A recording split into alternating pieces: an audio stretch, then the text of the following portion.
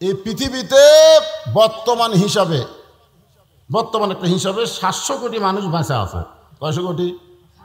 700 কোটি মানুষ কিন্তু বেঁচে আছে, একটা হিসাব আর কি।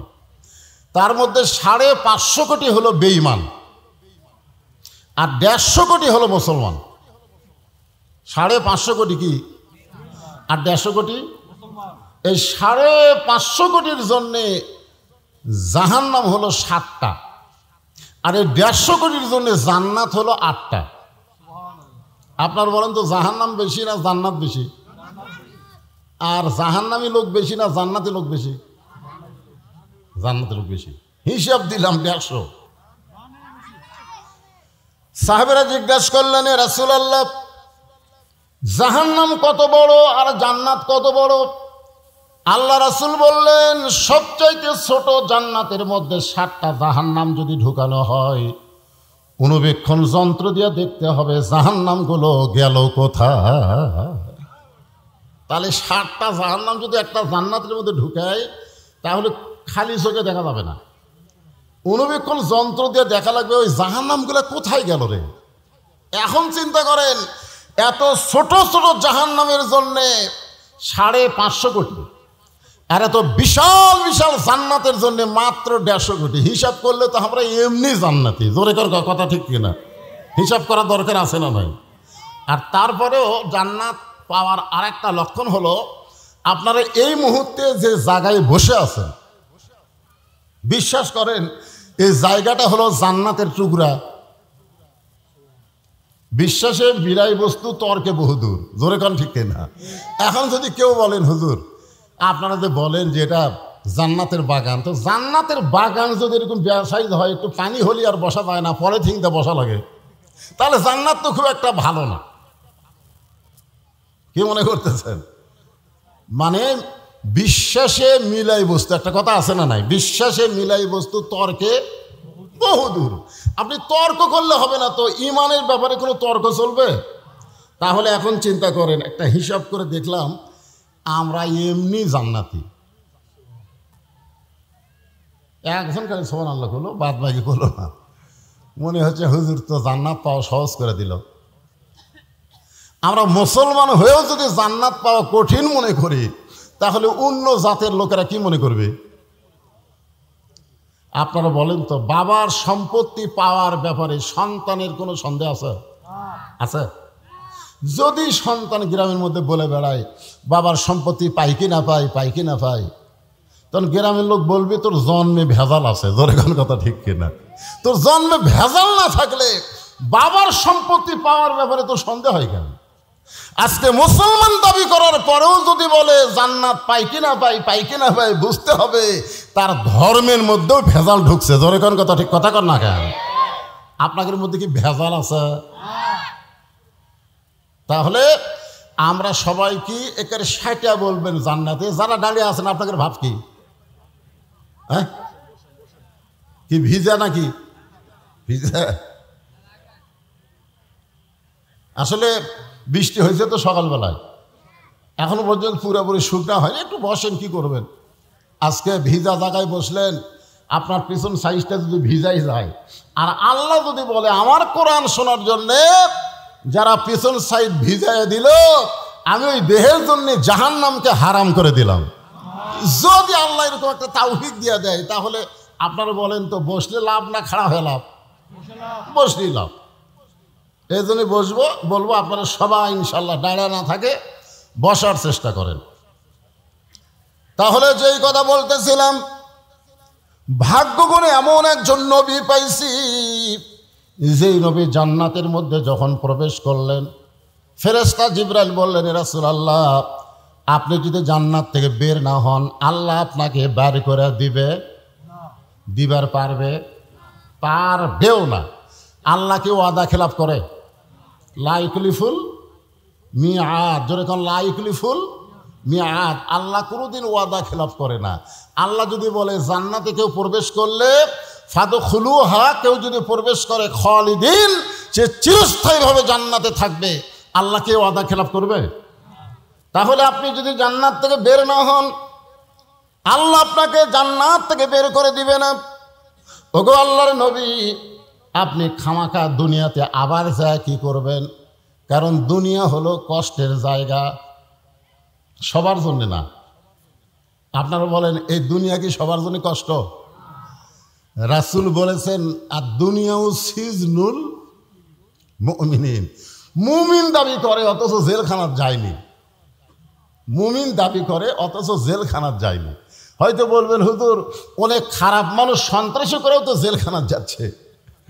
এই জেলখানা মানে সেই জেলখানা না। এই জেলখানা মানে একটা আয়াত আগে তেলাওয়াত করি, পরে এর অর্থ করে দিলে আপনি বুঝতে পারবেন। আয়াতটা হলো ওয়ালা নাবলুওয়ান্নাকুম বিশাইয়্যিম মিনাল খাউফি ওয়াল জুই ওয়া নাকসিম মিনাল আমওয়ালি ওয়াল আনফুসি ওয়াস সামারাতি ওয়া বাশশিরিস সাবিরিন। আল্লাহর কোরআন শুনলে যে ঈমান বাড়ে সে আয়াতেরই কিন্তু আজকে তাফসীর হবে। আমি সে আয়াতে কিন্তু খুতবার মধ্যে তেলাওয়াত করছি। আয়াতের একটা অংশ হলো জাদাতুহুম ঈমানান ওয়া ইযা তুলিয়াত আলাইহিম আয়াতুহু জাদাতুহুম ঈমানান। মানে কোরআনের আয়াত শোনার পরে ঈমান বাড়ে না কমে? তো ঈমান বাড়ার লক্ষণ কিছু থাকা। আজকে আমাদের বাংলাদেশের মুসলমানের ঈমান খুবই দুর্বল, যার কারণে বাতিলের কাছে চুপ হয়ে গেছে। জোরে এখন কথা ঠিক কিনা? জালেমের জুলুমের কাছে চুপ। সবাই বলতেছে কথা বললেই বিপদ, ভাই চুপ থাকাই ভালো। জীবন বাঁচান ফরজ, হাই রে জীবন বাঁচান ফরজ। ঈমান যাহাই হয়ে দেখ ভাই, জীবন বাঁচান লাগবি ভাই, কথা বলা যাবে না। এই খালি কথা না বলার কারণে আজকে বাংলাদেশে জালেমের জুলুম বাড়তেছে দিন দিন। দরকার কথা ঠিক কিনা? কথা বলা লাগবে। আল্লাহর কোরআন তেলাওয়াত শুনলেন, দুই একজন আল্লাহ আকবার করেন, বাদ বাকি করলেন না। ফেরেশতারা বলবে আল্লাহ এরা আর আল্লাহ আকবার বললো, আর এরা করলো না, কারণ কি? আল্লাহ বলবে যারা আল্লাহ আকবার বলেছে এরাই মুসলমান, আর যারা বলেনি এরা মুসলমানের মধ্যে কি? আমি আর করলাম না, আপনারাই করলেন। আল্লাহ কোরআনে বলেন ওয়ামিনান নাসি মান ইয়াকুলু আমান্না বিল্লাহি ওয়া বিল ইয়াউমিল আখিরি ওয়া মা হুম বিমুমিনিন। মানুষের মধ্যে এমন কিছু মানুষ আছে বুঝলেন, যারা বলে আমরা আল্লাহকে বিশ্বাস করি, আখিরাতকে বিশ্বাস করি, আল্লাহ বলেছে, এরপরেও তারা মুমিন না। এরপরেও তারা কি নয়? তারা মুমিন নয়, তারা হলো মুনাফিক। আর মুনাফিকের আবাদ কিন্তু কাফের বেঈমানদের মধ্যে হয় না, মুনাফিকের আবাদ হয় মুসলমানের ভিতরেই। জোরে কার কথা ঠিক কিনা? এখন থেকে কোরআনে আয়াত তেলাওয়াত শুনলে সবাই একটু আল্লাহু আকবার বলবেন, খুশি হবেন কে? আরো জোরে বলেন। দুনিয়া হলো কষ্টের জায়গা। আল্লাহ নবী যেই বছর মেরাজ করেছেন ওই বছর রাসূলের জীবনে 3টা কষ্ট গেছে। জোরে বলেন কয়টা? 1 নম্বর কষ্ট হলো নবীর চাচা আবু তালেব মারা গেছে।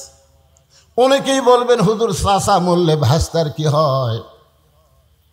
বাপ চাচার মধ্যে গন্ডগোল কম হয় না বেশি হয়? এই রাস্তাটা হচ্ছে জায়গা যখন সরকার 10 গুণ দাম বাড়িয়ে দিছে, দেখবেন এই 2 হাত জায়গার জন্য 2 ভাইয়ের মধ্যে গন্ডগোল লাগছে। জোরে কোন লাগে কি লাগে না? তো এখন যে 2 ভাই গন্ডগোল করে, বাচ্চা কাচ্চা কি বলবে? চাচা মরাই ভালো। জোরে কোন কথা ঠিক কিনা? এই চাচা খালি বাবার সঙ্গে গন্ডগোল করে রে। এই জন্য বাংলাদেশের চাচা বললে ভাস্তানে খুব একটা মন খারাপ করে না।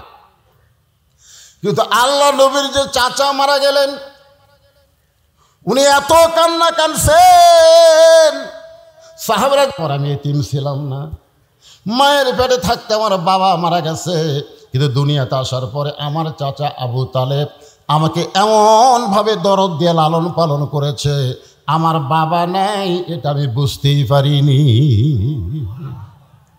সেই চাচা মারা যাওয়ার কিছুদিন পরে আল্লাহ রাসূলের দরদের বিবি খাদিজা মারা গেলেন। আপনি বলেন কিসের বিবি? সবাই জবান খুলে বলেন কি বিবি? দরদের বিবি। আমাকে যে বউগুলো আছে এগুলো কি দরদের না আদরের?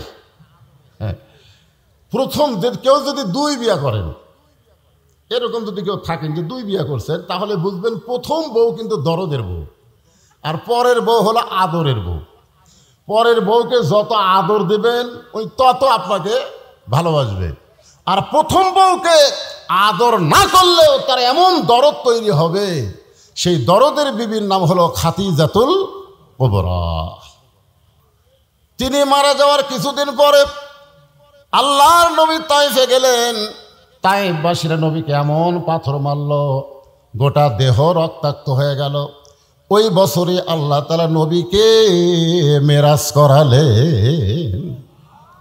তাহলে কয়টা কষ্ট গেল? 3টা কষ্টের পরে আল্লাহর কাছে যাওয়া কষ্ট না শান্তি? এখান থেকে প্রমাণ হলো যে মুসলমানেরা যত বেশি কষ্ট করবে আল্লাহ তাকে তত উন্নত মানের শান্তি দিয়ে দিবে। সুবহানাল্লাহ। এটা আমাদের নবীর মাধ্যমে আল্লাহ আমাদেরকে দেখাইয়া দিয়েছে। কারণ আমাদের নবী আমাদের কি, আমাদের নবী আমাদের কি জানেন না? লাকাদ কানা লাকুম ফি রাসূলিল্লাহি উসওয়াতুন হাসানা। আল্লাহ বলেছেন সফলতা যদি অর্জন করতে চাও রাসূলকে তোমাদের আদর্শ হিসাবে গ্রহণ করে নাও। এ কথা কার? আল্লাহ। ফেরেশতা জিবরাইল বলেন, হুজুর আপনি যদি বার না হন আল্লাহ আপনাকে বার করে দিবে না। সঙ্গে সঙ্গে আল্লাহ নবী বললেন, জিবরাইল আল্লাহ যদি আমাকে জান্নাতে থাকার জন্য ঢুকতে বলতো আমি জান্নাতে ঢুকতামই না। আল্লাহ শুধু দেখার জন্য জান্নাতে ঢুকতে বলেছেন। আমি আমার জন্য জান্নাত দেখতেছি না, আমি দেখতেছি আমার উম্মতের জন্য আল্লাহ কেমন জান্নাত বানাইছে। কথাটার মধ্যে গুরুত্ব কম না বেশি? যে আমি আমার জন্য জান্নাত দেখতেছি না, আমি দেখতেছি কার জন্যে? আল্লাহর জন্যে, উম্মতের জন্যে, মানে আমাকে জন্যে। আমি সেই দিন জান্নাতে থাকার জন্য ঢুকবো যেদিন আমার সমস্ত উম্মতকে আল্লাহ জান্নাত দিবে। আছেন আমার মুক্তার, আছেন আমার বারিস্টার, শেষ বিচারের হাইকোর্টেতে তিনি আমায় করবেন পার। আমি পাপী রাসূল জাবিন্দার। আল্লাহ যখন হাকিম হয়ে, সবাই মনোযোগ দিয়ে শুনবেন, আল্লাহ যখন হাকিম হয়ে আমাদেরকে আসামি বানায় বিচার শুরু করবেন, ওই সময় আমাদের নবী উকিল হবেন, বারিস্টার হবেন। আল্লাহর কাছে আমাদের ব্যাপারে ওকালতি করে, বারিস্টারি করে আমাদেরকে জান্নাতে পৌঁছায়া দিবে। তাহলে যে নবী আমাদের জন্য আল্লাহর কাছে ওকালতি করবেন, আমরা খুশি না বেজার? মান জাল্লাযী ইয়াশফা'উ ইনদাহু ইল্লা বিইজনিহি। ভাগ্য গুণে আল্লাহ আমাদেরকে সেই নবীর উম্মত হিসেবে কবুল করেছেন। খুশি না বেজার? তাহলে আমার সঙ্গে সবাই একটু বলবেন, নবী না হয়ে দুনিয়ার, না হয়ে ফেরেশতা আল্লাহর, হয়েছি উম্মত আপনার, তার তরে শুকুর। এই জায়গায় যে আমি বলি না, এটা আপনাকে মুখতে শোনার জন্যে। আপনারা করেন 1000 বার। এখন বলেন তো হাজারের খাওয়া আছে। এই গজল যখন লেখছে তখন হাজারের খুবই দাম আসলো। সেই সময়কার মানুষ হাজারের উপরে হয়তো হিসাবই জানতো না, এই জন্য 1000 বার কইছে। বর্তমানে হাজারের কোনো খাওয়া আছে? তাহলে আপনারা 1000 বার করেন, হাজারের উপরে কোনো হিসাব আপনারা জানেন না? কথা কয় না কেন? পিছন থেকে এখনকার লাখও বার, আবার লাখের উপর জানে না। হ্যাঁ, কোটির উপর আর তো নাই, কোটি কোটি বলা যাবে, কিন্তু কোটির উপর আবার কি আছে? এখন মিলিয়ন, বিলিয়ন, টিলিয়ন, এগুলো আমরা বাংলার মানুষ বুঝি না ভাই, আমরা কোটি বুঝি। তোর এখন কথা ঠিক কিনা? তারা তরে শুকুর কোটি বার। এমন একজন নবীর উম্মত হওয়াতে আমরা খুশি না বেজার? তাহলে জবান খুলে আর একবার বলি আলহামদুলিল্লাহ। এখন আসেন, যে কোরআন থেকে আপনারা তাফসির শুনবেন, যে কোরআন থেকে আপনারা তাফসির শুনবেন, আপনারা বলেন তো এই কোরআনের মধ্যে কোনো সন্দেহ আছে? নির্ভেজাল একটা কিতাব, আল্লাহ আমাদেরকে হেদায়েত স্বরূপ দান করেছে। না, রিপ্লে নাই। এটা কি আল্লাহ আমাকে দেয়নি না অন্য কেউ দিছে? আল্লাহ আমাকে কেমন একটা কিতাব দিলেন, যে কিতাবের শুরুতে আল্লাহ বললেন যালিকাল কিতাবু লা রাইবা ফীহি হুদাল লিল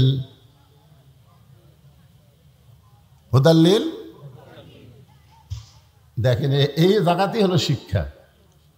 কারণ কোরআন শরীফের আলোচনা শোনা আর কোরআনকে মানা দুইটাকে এক।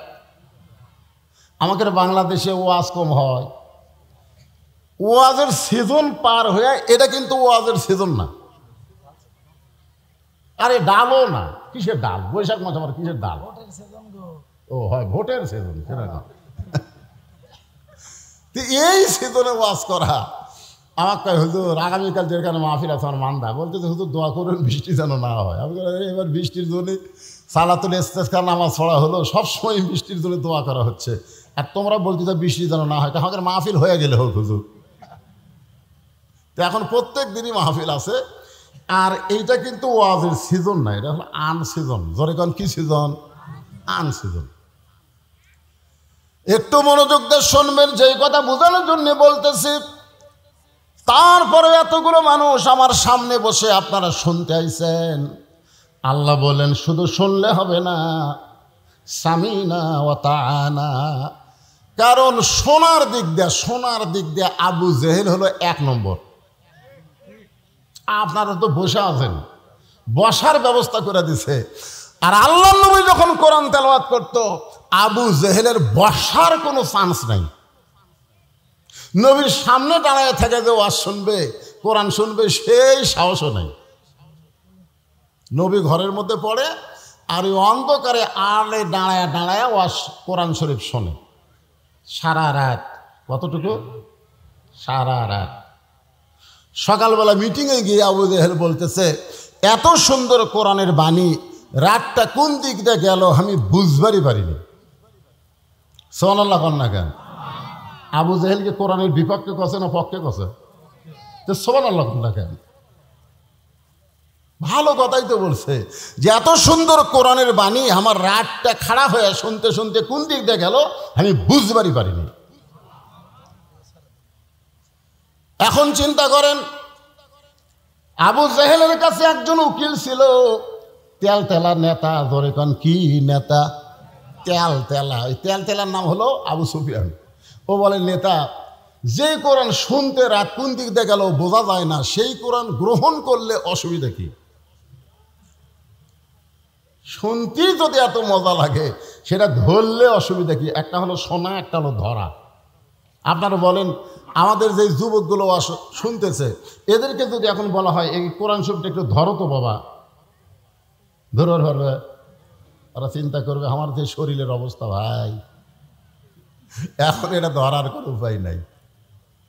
হ্যাঁ, কোরআন শরীফ ধরবার গেলে প্রথম শর্ত হলো লা ইয়ামাসসুহু ইল্লাল মুতাহহারুন। ততক্ষণ পর্যন্ত তুমি ধরা তো দূরের কথা, কোরআন স্পর্শই করতে পারবে না যতক্ষণ তুমি পবিত্র না হবা। তাহলে কোরআন ধরতে গেলে যদি পবিত্র হওয়া লাগে, সেই কোরআন কেউ যদি গ্রহণ করে, সেই মানুষটা কত ভালো মানুষ হবে। আজকে তাফসীর কোরআন মাহফিলে আমাদের জানার অধিকার আছে না নাই? আমি সেই কথাগুলোই তো আপনাকে একে একে বলবো ইনশাআল্লাহ। ইতিমধ্যে একজন নেতা এসে গেছে, আর নেতা আসবি না। সারা জীবন যদি পাপ করে, আর মৃত্যুর সময় যে জিকিরটা আপনারা করতেছেন, এই জিকিরটা যদি জবানের মধ্যে জারি থাকে, শুধু জিকির জবানে জারি থাকার কারণে আল্লাহ তার জীবনের সব গুনাহ মাফ করে দিবে। দেখছেন কোন দিকে টাকা আছে? হায় রে হায়, আমি যে কথাটা বললাম এটাও গুরুত্ব দিয়ে শুনলো না, সুবহানাল্লাহটাও করলো না। আচ্ছা, বসে থাকবেন কোরআনের মাহফিলে দেহ নিয়ে, আর মন থাকবে আর এক জায়গায়। এই যে একটা গান নাই, একজন মানুষ হইয়া তুমি কয়জনকে বিলাও মন।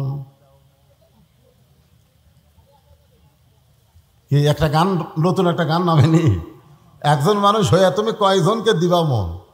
তা আপনি বসে আছেন দেহ নিয়ে মাহফিলে, মন আর একদিকে। এ পেঁচাল ফেলা কোনো কাম হবে? আগেকার দিনে দেখছেন টিউবওয়েলের তলে জগ কিংবা কলস দিয়ে মানুষ পানি ভরে আনতো। আগে দেখেন না আপনারা, ওই কলস থুয়ে থুয়ে জায়গাতে এমন ক্ষয় হতো যে কলস থুলি দেখবেন আটকে যেত, মানে ক্ষয়ের মধ্যে থাকতো। কিন্তু একটা লোক কলস রাখছে, মুখটা টিউবওয়েলের মুখে বরাবর রাখেনি, কলস ঠিকই আছে কিন্তু মুখ একটু বেঁকা করে তুলছে। ওই সমানে পানির চাপ দেয়, কলসের গাও ধুয়া যায় কিন্তু ভিতরে ঢোকে না। তার মানে কি বুঝতেছেন? মুখে মুখে লেভেল হওয়া লাগবে, জোরে কারণ ঠিক কিনা বলেন? আমার কথা আপনাদের মন একেবারে অ্যাডজাস্ট না হলে কাম হবে না। যারা পিছনে দাঁড়িয়ে আছেন ভাইজানেরা, আল্লাহর সোনার সানেরা, বসেন বসেন বসেন। হ্যাঁ, যুবকদের জন্য আজকে একেবারে একটা কমপ্লিট ওয়াজ হবে ইনশাল্লাহ। বসো যুবকেরা, বসো। তাহলে যে কথা বলতে বলতে আমার সান্নু ভাই কথা শুরু করলেন, আমার সেই কথাটা হলো শুধু কোরআন শুনলে হবে না, আল্লাহর কোরআনকে কি করা লাগবে? গ্রহণ করা লাগবে। জোরে কোন কি করা লাগবে? আল্লাহর কোরআনকে যদি আমরা গ্রহণ করতে পারি তাহলে আমরা কেমন মানুষ হব? যত বড়ই মাস্তান হই, যত খারাপই হই না কেন, কোরআন গ্রহণ করার আগে কিন্তু কোরআন গ্রহণ করার পরে আর কেউ খারাপ থাকে নাই।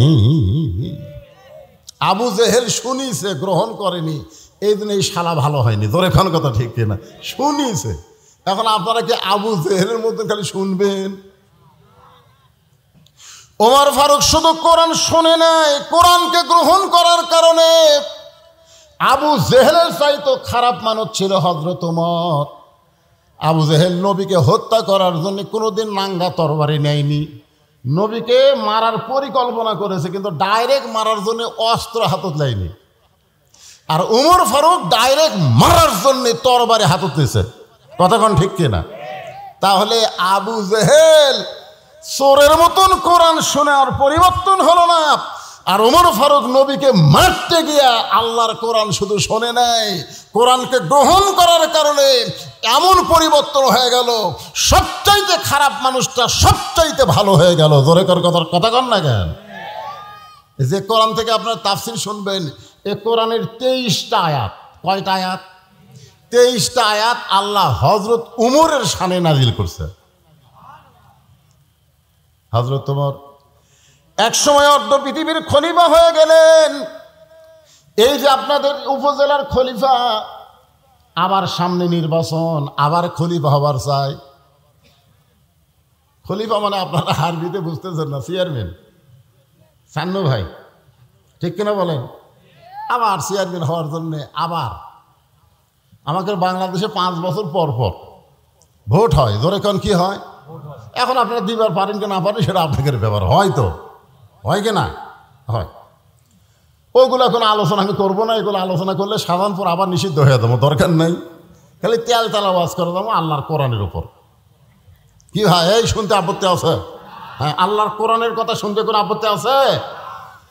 তাহলে যেই মানুষটা সবচাইতে খারাপ মানুষ ছিলেন, সেই মানুষটা সবচাইতে ভালো মানুষ হলেন কোরআন শুনে না কোরআন গ্রহণ করে। এখন আপনারা বলেন কোরআন শুনবেন না কোরআন গ্রহণ করবেন? আল্লাহ তাআলা এই কোরআনের কারণে হযরত ওমরকে বাংলাদেশের মতন 96টা দেশের চেয়ারম্যান বানায়া দিছে। বাংলাদেশের মতন কয়টা? একটা উপজেলা, সাধারণপুর উপজেলা। বাংলাদেশের মতন 96টা দেশের চেয়ারম্যান আল্লাহ হযরত ওমরকে বানাই দিলেন শুধুমাত্র কোরআনকে গ্রহণ করার কারণে। জোরে কান সুবহানাল্লাহ। এখন বাংলাদেশের মতন 96টা দেশের চেয়ারম্যান হয়ে হযরত ওমরের অহংকার কেমন, ফুটানি কেমন, মাস্তানি কেমন। আপনাকে ইউনিয়নের চেয়ারম্যানেরই যে মাস্তানি। জোরে কোন কথা ঠিক কিনা? এখন হযরত ওমর বাংলাদেশের মতন 96টা দেশের চেয়ারম্যান হওয়ার পরে আল্লাহর কোরআনকে গ্রহণ করার কারণে তার চরিত্রটা কেমন হলো একটা দৃষ্টান্ত দিলি আপনারা বুঝতে পারবেন। জুমার দিনে হযরত ওমর যখন মসজিদের মেম্বরে দাঁড়ায় খুতবা দিচ্ছেন, আরবিতে বলা হয় খুতবা, বাংলাতে বলা হয় ভাষণ। হযরত ওমর যখন মসজিদের মেম্বরে দাঁড়ায় খুতবা দিচ্ছেন, এমন সময় একজন সাহাবী মাঝখান থেকে দাঁড়িয়ে বলে, আমিরুল মুমিনিন, আপনার খুতবা শুনবো না। আপনার খুতবা শুনবো না। চিন্তা করছেন কয়টা দেশের? বাংলাদেশের মতো কয়টা? 96টা দেশের খলিফা। তাই ভাষণ দিচ্ছে, মাঝখান থেকে একজন দাঁড়ায় বলতেছে, আপনার খুতবা শুনবো না। আজকে যদি কেউ আপনারা বলতেন যে আমাকে প্রধান বক্তা ওয়াজ করতেছে, সে ওয়াজ বন্ধ করে, তা সান্নু ভাই তোমার ওয়াজ আমরা শুনবো না, এ কথা যদি কেউ আপনারা বলতেন,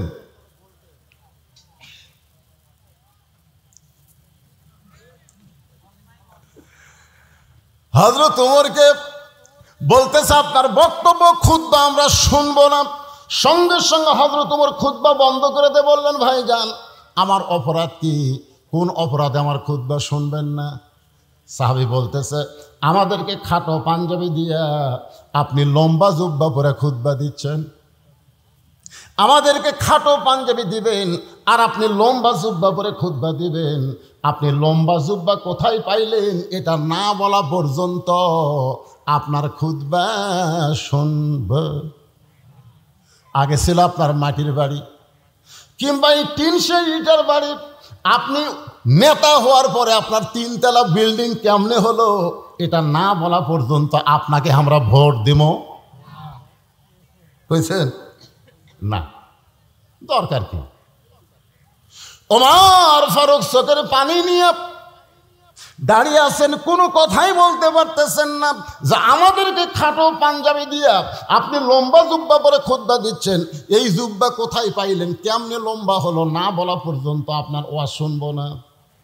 এমন সময় আব্দুল্লাহ ইবনে ওমর ফারুকের ছেলে 6 লক্ষ হাদিসের হাফেজ এবং 30 পারা কোরআনের হাফেজ, নেতার বেটা কি? নেতার বেটা হলো 6 লক্ষ হাদিসের হাফেজ, 30 পারা কোরআনের হাফেজ। আজকে বাংলাদেশের নেতাকে বেটারা কি? কোরআনের হাফেজ, হাদিসের হাফেজ। হায় হায়, আজকে নেতার বেটারা কোরআনের হাফেজ হাদিসের হাফেজ না হওয়ার কারণে আমাদের মতন সাধারণ গরিব মানুষের ছেলেরা যখন আলেম হয়ে বক্তব্য দিবার যায় তখন অনেক নেতারাই টুটি চাপা ধরবার চায়। জোরে কোন কথা ঠিক কিনা? কারণ আমাদের বাদশা ছাড়া তো নেতা নয়, আমরা গরিবের সন্তান, ফেতরা খেয়া মৌলবি হসি। আর আমাদের নেতাগুলা সব বেটা ব্যারিস্টার হচ্ছে, ডাক্তার হচ্ছে, ইঞ্জিনিয়ার হচ্ছে। আপনি বলেন তো ডাক্তার, ইঞ্জিনিয়ার, ব্যারিস্টার খারাপ না? খারাপ না, কিন্তু আপনি বলেন তো দেহের অঙ্গ প্রত্যঙ্গ যাই থাক না কেন সেই অঙ্গ প্রত্যঙ্গের দাম বেশি না রুহুর দাম বেশি? আপনি বলেন তো আপনার হাত আছে, পা আছে, চোখ আছে, সবই আছে, কিন্তু রুহু নেই। আছে, দাম আছে। তার মানে কি হলো, বাংলা, ইংরেজি, অঙ্ক, বিজ্ঞান এগুলো সব দেহের অঙ্গ প্রত্যঙ্গ, আর কোরআন হলো রুহু। জোরে কোন কথা ঠিক কিনা? যার ভিতরে কোরআনের শিক্ষা নেই ও উজার ঘর। আজকে কোরআনের শিক্ষা না থাকার কারণে আমাদের মাস্তানি, আমাদের গুন্ডামি, আমাদের অহংকার বৃদ্ধি পাচ্ছে। জোরে কোন কথা ঠিক কিনা? 6 লক্ষ হাদিসের হাফেজ, 30 পারা কোরআনের হাফেজ আব্দুল্লাহ ইবনে ওমর বাবার পাশে দাঁড়ায় বলতেছে, রে নবীর সাহাবীরা, তোমরা খাটো পাঞ্জাবি হলেও তো নতুন কাপড় পরে নামাজ পড়বে আইছো, কিন্তু আমার পরনে দেখো নতুন কোনো কাপড় নাই। ওসমান গনি বলতেছে, আব্দুল্লাহ আজকে জুমার দিনে সবাই নতুন কাপড় পরেছে আর তুমি পুরাতন কাপড় পরলা কেন? আব্দুল্লাহ বলতেছে, আমি যদি নতুন কাপড় পরতাম তাহলে আমার বাবার জুব্বা লম্বা হতো না। আমি যদি নতুন কাপড় পরে আসতাম তাহলে আমার বাবার জুব্বা লম্বা হতো না। রে নবীর সাহাবীরা, তোমরা সবাই রাতের বেলা ঘুম পাড়ো, তোমরা সবাই রাতের বেলা ঘুম পাড়ো, কিন্তু আমার বাবাকে তোমরা এমন একটা দায়িত্ব দিছ, আমার বাবা রাতের বেলাও ঘুমাই না। যতদিন হযরত ওমর খলিফা হন নাই ততদিন রাত্রে লাখ টাকা ঘুম পাড়ছে, কিন্তু যেদিন থেকে খলিফার দায়িত্ব পাইছেন সেদিন থেকে আর ঘুম আছে। আব্দুল্লাহ বলে, একদিন গভীর রাত্রে ঘুম থেকে চেতন পায় দেখি আমার মা দরজার কাছে দাঁড়িয়ে আছে। আমি বুঝি না, আমি মাকে বললাম, মা আপনি না ঘুমায় দরজার কাছে দাঁড়ায় আছেন কেন? আমার মা চোখের পানি নিয়ে বলতেছে, তোমার বাবা যখন খেলাফতের দায়িত্ব পাইছে তখন থেকে সবাই যখন ঘুমায় আর তোমার বাবা চুপি চুপি মানুষের সুখ কষ্ট দেখে। সুবহানাল্লাহ, আসতে করলেন কেবারে। কোরআন গ্রহণ করলে নেতার চরিত্র কেমন হবে আর না করলে কেমন লেটা পাওয়া যাবে এটা জানার অধিকার আছে না নাই? জোরে কোন আছে না নাই? একটা সাধারণ মানুষ কিছুই করতে পারে না, একজন নেতা অনেক কিছুই করতে পারে। জোরে কর, কথা কর না কেন? আজকে বাংলাদেশের প্রধানমন্ত্রী 564টা মসজিদ বানাচ্ছে, কারো কাছ থেকে 1 টাকা দান লিছে? এ কথা কর না কেন? ফেতরা তুলিছে? তাহলে প্রধানমন্ত্রী একজন নেতা ইচ্ছা করলে একই টাইমে 564টা মসজিদ বানাবার পারে। তিনি আবার ইচ্ছা করলে আল্লাহর কোরআনের আইন দিয়া নামাজ কায়েমের বিলটাও পাশ করবার পারে। জোরে কোন কথা কন না কেন?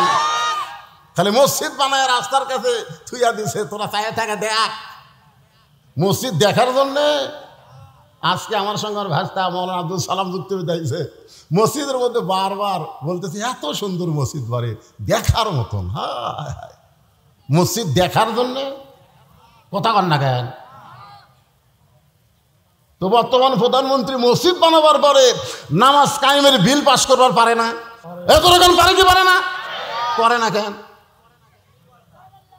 আজকে যদি নামাজ কায়েমের বিল পাস হতো বাংলাদেশে, তাহলে আমাদের যুবকের হাতে 5G 6G মোবাইল থাকলেও কোনো টেনশন করা লাগতো না। কারণ তারা অশ্লীল ভিডিও দেখবার গেলে নামাজ পড়ার কারণে তার ইমান বলে দিত, তোর কেউ না দেখলেও তোকে আল্লাহ দেখতেছে। জোরে কর কথা, ঠিক না? কারণ আল্লাহ কোরআনে বলেছেন, ইন্নাস সালাতা তানহানিল ফাহশাই ওয়াল মুনকার, একমাত্র নামাজই পারে মানুষকে যাবতীয় খারাপি থেকে বাঁচায়া দিতে। খালি বুড়াগুলো সব নামাজ পড়ে, জোয়ানগুলো পড়ে না। জোয়ানগুলো পড়ে খালি জুম্মার দিন সবার শেষে এসে আগে যায়। জোরে কোন ঠিক কিনা? আসার সময় পুরানা স্যান্ডেল, যাওয়ার সময় নতুন স্যান্ডেল। ধরা পড়লে কয় বদল হচ্ছে ভাই। আল্লাহ কয়, জুয়ান রে, যেই বয়সে তোমাকে 5 ওয়াক্ত নামাজ জামাতে পড়া লাগবে সেই বয়সে তুমি ফাঁকি মারতেছ, আর যখন তোমার চামড়া ঢিল হবে তুমি রুকু সিজদা ঠিক মতো করবার পারবা না, ওই সময় সিয়াল্লে মসজিদে বসে থাকা নামাজ পড়বা, তোমার নামাজ আল্লাহ লাগবে না। জোরে কোন কথা কন না কেন? যখন হচ্ছে চামড়া ঢিল তখন মারছে মিল, এখন যখন চামড়া টাইট তখন খালি কোনো মতে খালি 2 ঢিল মারি তো। হাসরের ময়দান আল্লাহ কি বলবে? আল্লাহ বলবে, তোমার শৈশবকালের কোনো হিসাব দেওয়া লাগবে না, তোমার বুড়াকালের কোনো হিসাব দেওয়া লাগবে না, খালি যৌবনকালের হিসাব দিয়া জান্নাত যাও। এই যুবক, এই যৌবনকালে কয় ওয়াক্ত পড়িচ্ছা? একটু মনোযোগ দিয়ে শুনবেন। আব্দুল্লাহ বলতেছে, আমি আমার মাকে বললাম, মা আমার বাবা তাহলে কোথায় গেছে? বলে রাতের অন্ধকারে প্রতিদিন বের হয়ে যায়। বলে আপনি দরজায় দাঁড়িয়ে আছেন কেন? মা বলতেছে, আমি দরজায় দাঁড়িয়ে থেকে আল্লাহর কাছে দোয়া করি, আল্লাহ যেন তোমার বাবাকে আবার সুস্বাস্থ্যভাবে ফিরায় নিয়ে আসে। সুবহানাল্লাহ। খালি নেতার কষ্ট নয়, নেতার বইয়েরও কষ্ট। নেতা ঘুরতেছে আর বউ নাক থেকে ঘুম পাড়তেছে। আমরা বক্তার আওয়াজ করি আর আমার বউ ডাক না দিলে উঠতে পারে না, আগেই মোবাইল করি, 2-3 বার কল বাজাও ধরে না। তবে আল্লাহর কি শান, 25শে ডিসেম্বর আমার মা মারা গেছে। 23 সালে 25 ডিসেম্বর মা মারা গেছে। আমি যতদিন ওয়াজ করে মা যে ঘরে ঘুমাই ওই ঘরে জানলা দিয়ে গেছি, খালি আমার জুতার শব্দেই মা বলে, বাবা আমি চেতন আছি। কিন্তু সেই দরদের মা বিদায় নিছে। আপনাদের যাদের মা নাই তারা বুঝতেছেন। এখন আমার মাও নাই, বাপও নাই, এই দুনিয়াতে আর দয়া করার মতন কেউ নাই। আছে? যেরকম আছে শ্বশুর আছে, টাটকা শ্বশুর আছে, শাশুড়ি আছে। বাবা যতদিন তার মেয়েকে আমি ভালোবাসবো ততক্ষণ ওরা আমার দয়া করবে। তোর এখানে কথা ঠিক কিনা? আমার বউ যদি একদিন কয় আপনার জামাই ঠিক মতো দেখবার পারে না, তখন তার শ্বশুর শাশুড়ি আমার পছন্দ করবি? এই শালা হুজুরের কেউ লুচ্চারে। আরে বাবার মতন আপন বন্ধু নাই রে দুনিয়ায়, মায়ের মতন আপন কেহ নাই রে দুনিয়ায়, মা জননী নাই রে যাহার এই দুনিয়ায় তাহার কেহ নাই। এ গানটা গাইলে গুনাহ হবে না? সবাই বলেন, মায়ের মতন আপন কেহ নাই রে দুনিয়ায়। ওমর ফারুক রাতের অন্ধকারে ঘুরতে ঘুরতে হঠাৎ দেখতে পাই মদিনার মরুভূমির মধ্যে তাঁবু টাঙ্গানো হয়েছে। ওই তাঁবুর মধ্যে দুইটা বাচ্চা ক্ষুধার জ্বালায় মা মা বলে কাঁদতেছে, আর মা খালি বলতেছে একটু ধৈর্য ধরো, গোস্ত সিদ্ধ হলেই তোমাদের খাবার দেব। ওমর ফারুক চিন্তায় পড়ে গেলেন। এই মরুভূমির মধ্যে মেয়ের কণ্ঠে শোনা যায় দুইটা বাচ্চা মা মা বলে কাঁদতেছে। ওমর ফারুক যেদিন থেকে খলিফার দায়িত্ব পাইছে সেদিন থেকে ঘোষণা করেছে, ফোরাতের কিনারায় যদি একটা কুত্তা না খায় মরে, এ কারণেও আল্লাহ ওমরকে ছাড় দিবে না। দায়িত্ব আছে না নাই? জোরকান আছে না নাই? এখন আমরা অনেকে ইচ্ছা করে এরকম দায়িত্ব নিবার চাই। ভাই রে, দায়িত্ব খালি নিতে হবে না, দায়িত্ব পালন করা লাগবে। জোরকান ঠিক কিনা? ওমর ফারুক তাঁবুর কাছে গিয়ে বললেন, মা তুমি কেমন মা? দুম্বার গোস্ত সিদ্ধ করলে বড়জোর 8 ঘন্টা লাগতে পারে, উটের গোস্ত সিদ্ধ করলে বড়জোর 1 ঘন্টা লাগতে পারে।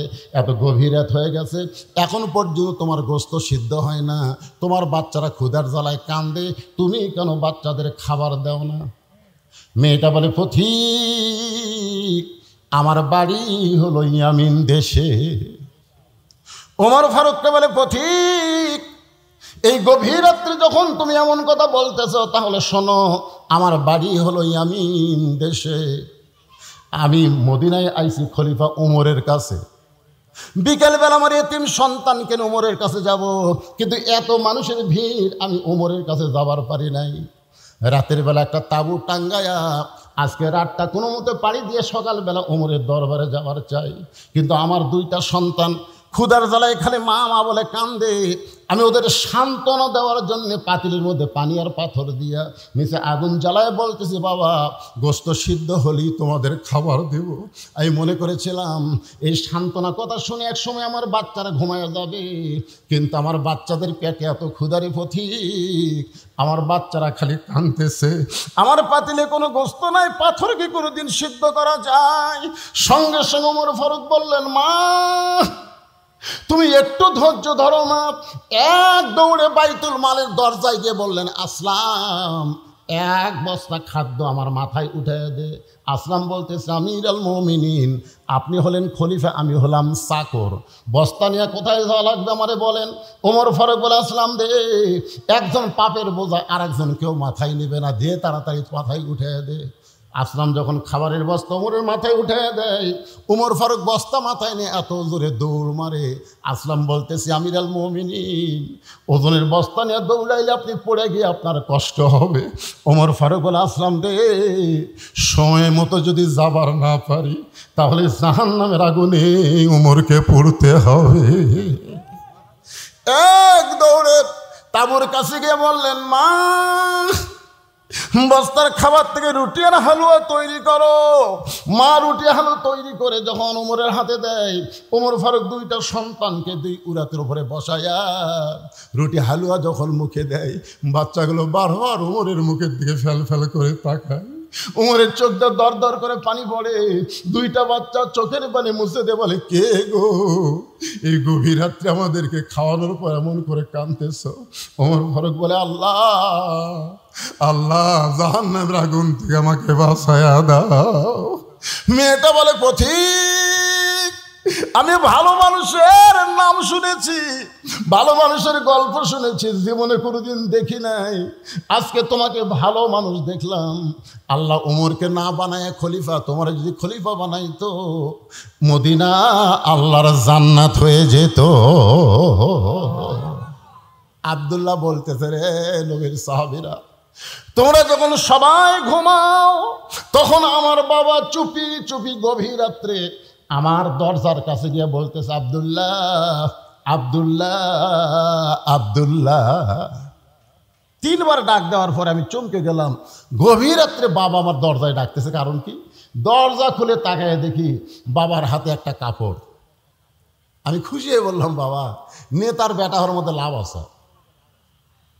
নেতার বেটা হওয়ার মধ্যে কি আছে? বাইতুল মাল থেকে আমার একটা কাপড় দিছে, আবার রাত্রে বেলা আমাকে আর একটা দিবে রাখছেন।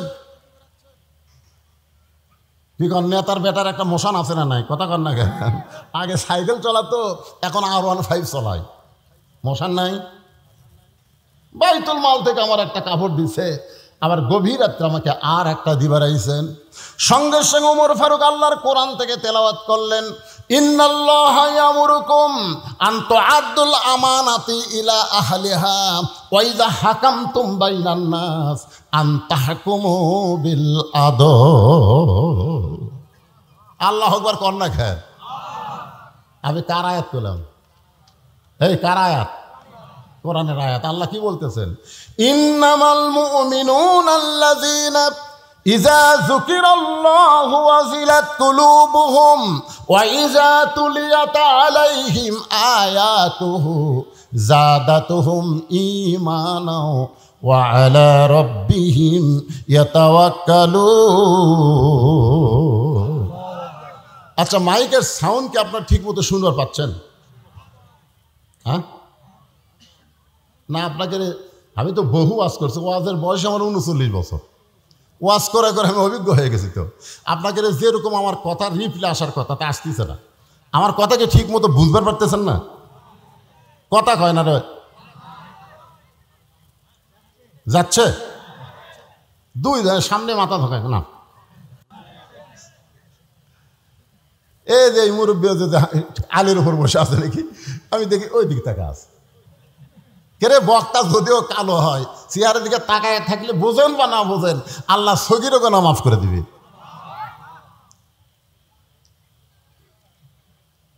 কি গুরুত্বপূর্ণ কথা আয়াত করলাম। 6 বছর ধরে আম বাগানে চাষ করছে। জ্যৈষ্ঠী মাসে দেখবার গেছে আম পাকছে কিনা, যা দেখে গাছের ডালে বসে ছোট্ট একটা বাচ্চা আম পাড়তেছে আর ব্যাগের মধ্যে তুলতেছে। বাগানের মালিক কয়, কে রে, আমি খাইনি, পরিবারের কেউ খায়নি, আর তুই আমার গাছে ছোট আম পাড়তেছিস, তোর বাপ হোক যা বিচার দে মোরে। ছেলে খালি মুসকে মুসকে হাসে। বাগানের মালিক বলে, হাসিস কেন? বলে, হাসার কারণ হলো আমার বাবা কোথায় খুঁজবার যাবেন, আমার বাবাও আর এক গাছের চড়িছে। দেখা দেখে আমার বাপ খালি আম পাড়ে আর বস্তা ভরায়। গাছের নিচে বসে কান্দের, বলে, আল্লাহ বিচার দিমু কার কাছে? বেটাও চোর, বাপও চোর।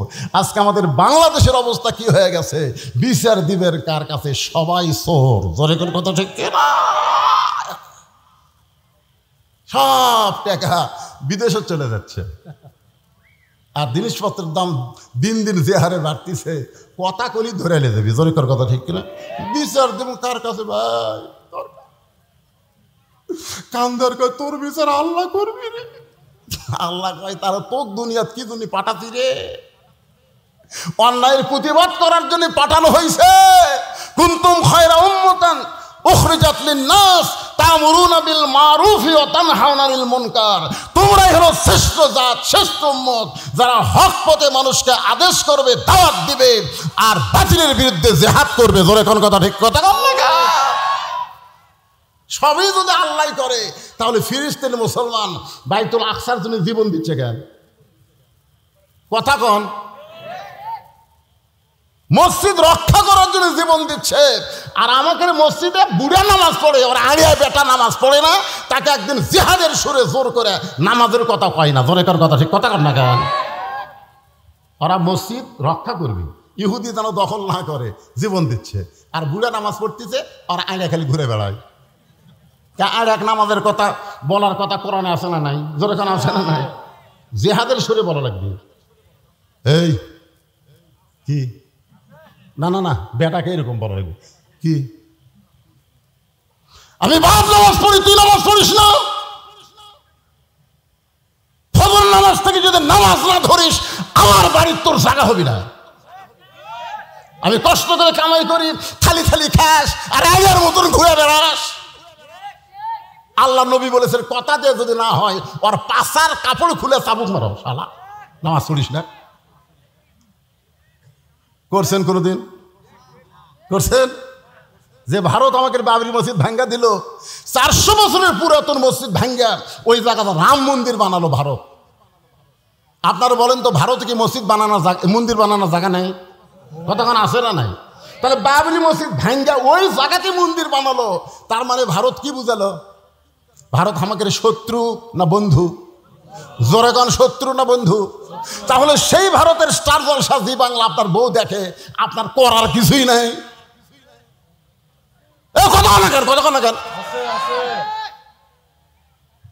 আপনি মুসলমানের বাচ্চা, আপনার ঘরে ভারতের আপনার চ্যানেল চলার কারণে হিন্দু করে পূজার মধ্যে হরি হরি লোলো বাসতেছে, আপনার করার কিছু নাই।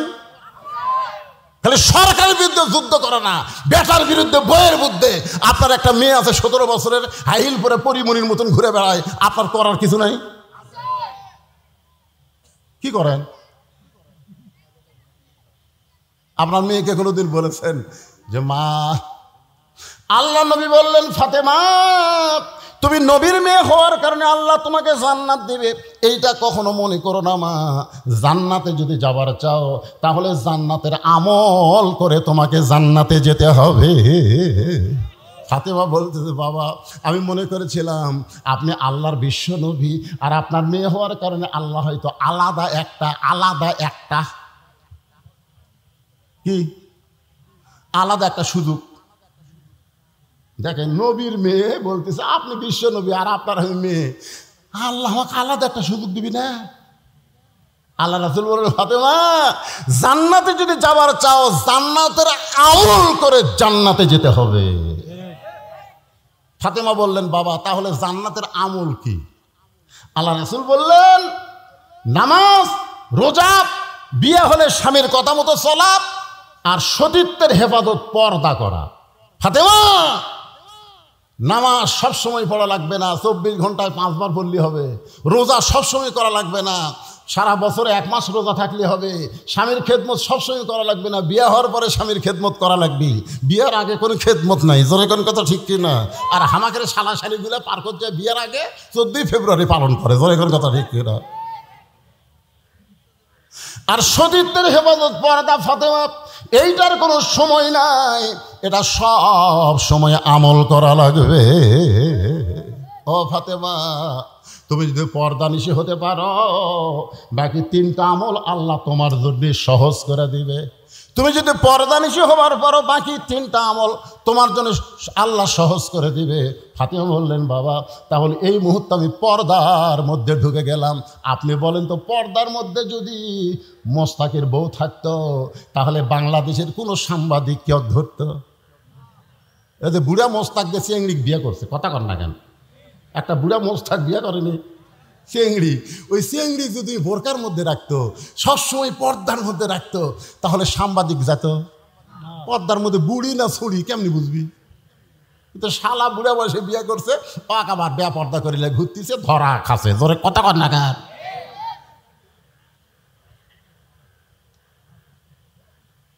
মেয়ে মানুষেরা পর্দার মধ্যে থাকতে হবে। হুকুমকার এজরখন হুকুমকার অকরনা ফি বুয়ুতিকুন্না ওয়ালা তাবাররাজনা তাবাররুজাল জাহিলিয়াতিল উলা।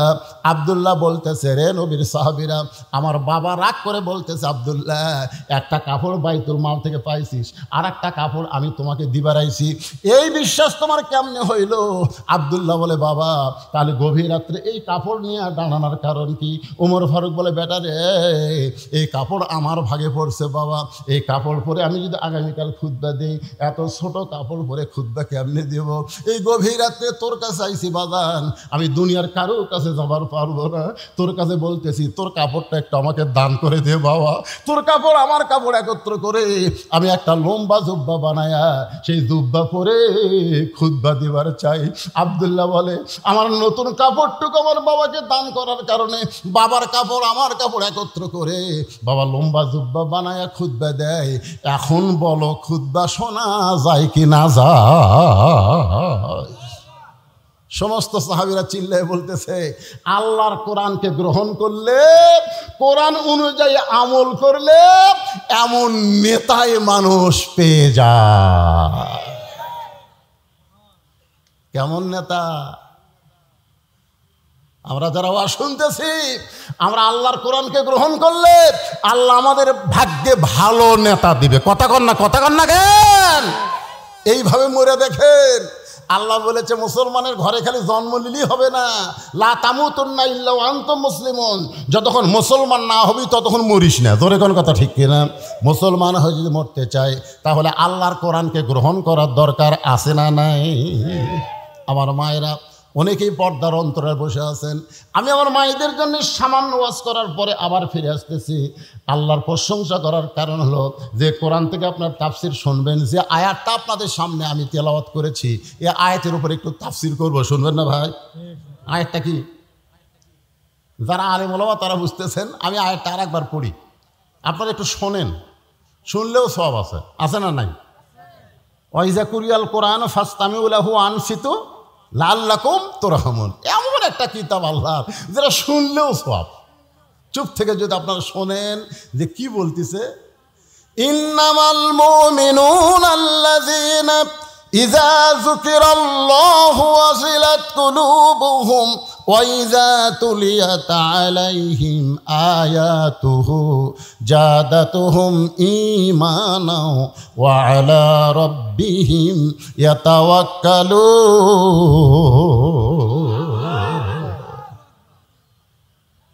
এমনভাবে ফাতেমা পর্দার মধ্যে ঢুকে গেল, এমনভাবে।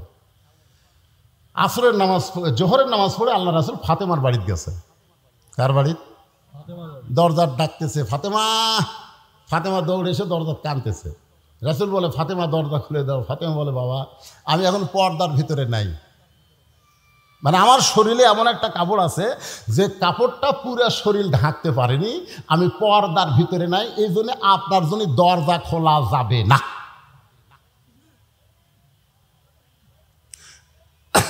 আল্লাহ রাসূল হবে যেই কইছে গভীর রাত্রে ফাতেমার মৃত্যু হবে। গাছের গোড়া কাটলে গাছটা যেমন ঠাস করে পড়ে যায়, হযরত আলী তেমনি পড়ে গেলেন ঘরের মাজায়।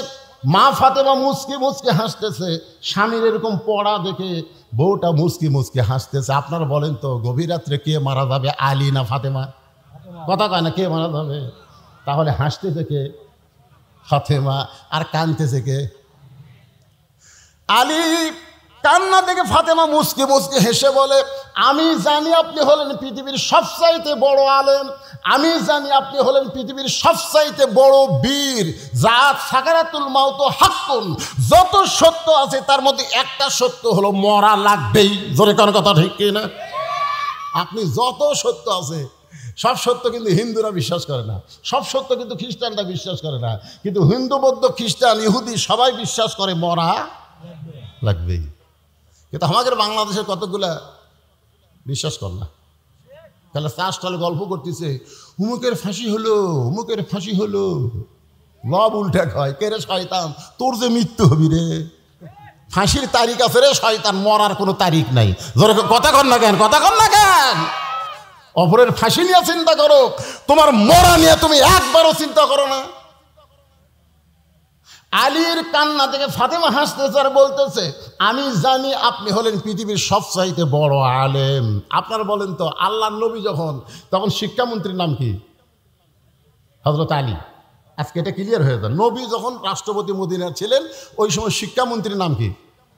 তোরে কন না কেন, শিক্ষামন্ত্রীর নাম কি? হযরত আবু বকর যখন মদিনার খলিফা হলেন ওই সময় শিক্ষামন্ত্রী হযরত আলী। হযরত উমর যখন মদিনার খলিফা ওই সময় শিক্ষামন্ত্রী হযরত আলী। জোরে কোন সুবহানাল্লাহ। কারণ এইরকম জ্ঞানী মানুষকে শিক্ষামন্ত্রী করা লাগে ভাই। আজকে আমাদের বাংলাদেশের শিক্ষামন্ত্রী কে? কে? দরকার হলে শুক্রবারও স্কুল খোলা থাকবে। জোরে কোন কথা ঠিক কিনা? শিক্ষামন্ত্রী। শিক্ষার নৈতিকতা না থাকলে আমাদের সন্তানগুলো আর মানুষের চরিত্র রাখবে না, ওদের চরিত্র হবে জানোয়ারের চরিত্র। জোরে কর কথা ঠিক না? প্রাইমারির ক্লাস শুয়ে পড়ে, ব্যাগ কান্দত নিয়ে খাড়া হয়ে পেশাব করে। আমি বললাম, কে রে বেটা, এই বসে থাকে ঘর, কোন ক্লাসে পড়িস? শুয়ে পড়িস। চাচা, তো কেমনে পেশাব করা লাগে, তোর স্যার তোকে শিখাইনি? ওকে চাচা দেখি খন প্রাইমারি পেশাবখানার যায় দিকে আমার স্যারই খাড়া হয়ে পেশাব করে, ওর স্যারই খাড়া হয়ে পেশাব করে। উনি সেই শিক্ষা গ্রহণ করতেছে, আর সেই শিক্ষার শিক্ষামন্ত্রী। আজকে আমাদের বাংলাদেশের সন্তানগুলো ভবিষ্যতে কি হবে চিন্তা করার দরকার আছে না নাই? জোরে কোন আছে না নাই? শিক্ষামন্ত্রী হযরত আলী। আল্লাহ রাসূল বলেন, আনা মাদিনাতুল ইলমি ওয়া আলী বাবুহা, আমি হচ্ছে ইলমের শহর, আলী হচ্ছে তার দরওয়াজা। আপনি এত বড় জ্ঞানী হয়ে, এত বড় বীর হয়ে মরার খবর শুনে আপনি এমন করে কাঁদতেছেন কেন? কারণ আসলে যাইতে হবে। এ কথাটা সবাই বিশ্বাস করে সুন্দর করে সুরে সুরে বলেন, যাওয়া কিন্তু লাগবে। তাহলে সবাই বলেন আসলে। আল্লাহ, কারা কারা বলতেছেন আল্লাহ? আচ্ছা, এই কথা কি মিথ্যা না সত্যি? তাহলে একটু জোরে কর না কেন? আপনার কান্দের ফেরেশতারা ওরা কি মনের খবর জানে? তাই আপনি জোরে বললি তোরা লিখবি আসলে কবে। আচ্ছা, যাওয়ার যে বিষয়ে যাওয়ার তারিখ নাই, তাহলে আমাদের যে সাইজ বর্তমানে, এই সাইজে যদি আমরা মরি ভাই, আপনি বলেন তো কোনো বেনামাজি যদি মরে যায়, ওই কবরত যাওয়ার পরে প্রথম প্রশ্ন কি হবে? আপনারা এগুলো জানেন না? বেনামাজি মরিছে, মুনকির নাকি যা বলতেছে মান রব্বুকা, তোর রবকে। না না, বেনামাজি বেনামাজি যা পিটন খাবি ভাই। আর নামাজি যখন কবরে যাবে, মুনকির নাকির যখন বলবে মান রব্বুকা, তোমার রবকে, ওই যাক প্রশ্ন করতেছে আল্লাহ, তার চোখে ঘুম দিয়ে দিবি, ওই ঘুমের থেকে চেতনি পাবি না। মুনকির নাকির প্রশ্ন করতেছে মান রব্বুকা, তোমার রবকে, এমন সময় নামাজ খাড়া হয়ে বলবে এই মুনকির নাকির, এই দুনিয়ার কষ্ট জীবন শেষ করে কবরে চার আমের ঘুম পাড়তেছে, কিসের প্রশ্ন রে? তো কই ভাই আপনি কে? এটা আরামে লাশ ঘুম পাড়তেছে, আপনি কে ভাই? আমি নামাজ। নামাজ মান রব্বুকা প্রশ্ন করতেছিস, এই সারা জীবন কয় ওয়াক্ত নামাজ পড়ছে হিসাব দে। মুরগি নাকি আমার কাছে তো ক্যালকুলেটর নাই, তো ক্যালকুলেটর নাই তো মান রব্বুকা প্রশ্ন করিস? যতবার মসজিদের মধ্যে ঢুকছে নামাজের নিয়ত করে এই লোকটা বলছে আলহামদুলিল্লাহি রব্বিল আলামিন। যখনই রুকুত গেছে সকলে বলছে সুবহান রাব্বিয়াল আযীম, সেজদা দিয়ে বলছে সুবহান রাব্বিয়াল আলা। তো দুনিয়াতে এতবার রব রব করে কবরত কেবল ঘুমাইছে, আর আবার রব। মুনকির নাকির কয় আল্লাহ, তোমার বান্দাকে মান রব্বুকে প্রশ্ন করার পরে নামাজ যে গর্ম আছে, আল্লাহকে যে নামাজ যে কবরে আইছে তার সব উত্তর হয়ে গেছে। জোরে করে সুবহানাল্লাহ, জোরে করে সুবহানাল্লাহ। আর যারা বেনামাজে মরতেছেন, কি মন খারাপ করতেছেন? মসজিদের উন্নয়ন মানে খালি মসজিদ, হায় রে কি করে ফেলা দিতে রে। কলিজা শান্তি রে, 201 গম্বুজ মসজিদ রে। আমার এলাকার ছেলেরা হাইস মাইক্রো ভাড়া করে দেখবার গেছিল টাঙ্গাইলের গোপালপুরে। আশা করি হুজুর দেখছেন আপনি সেই মসজিদ? হুজুর আমরা ছাদের উপরে যা গম্বুজ গুনছি হুজুর, 201টা। হায় হায় মসজিদ দেখে কলিজা শান্তি হুজুর। বারবার যখন এই কথা বলতে আমি বললাম ভাই তোরা গেছিল কয়টায়? ভাই সকাল 11টায়। ওখান থেকে মসজিদ দেখে ফেরত আসি কয়টায়? ভাই বিকাল 3টায়। তার মধ্যে যে একটা নামাজ গেল জোহরের, সে নামাজের খবর কি? তখন কয় হুজুর আমরা তো দেখবার গেছি হুজুর। সাপাত জুতের বাড়ি মারা দরকার। জোরে কর কথা ঠিক কেরা? আপনারা কোন তো মসজিদ দেখার জন্য সরকার বানাছে না?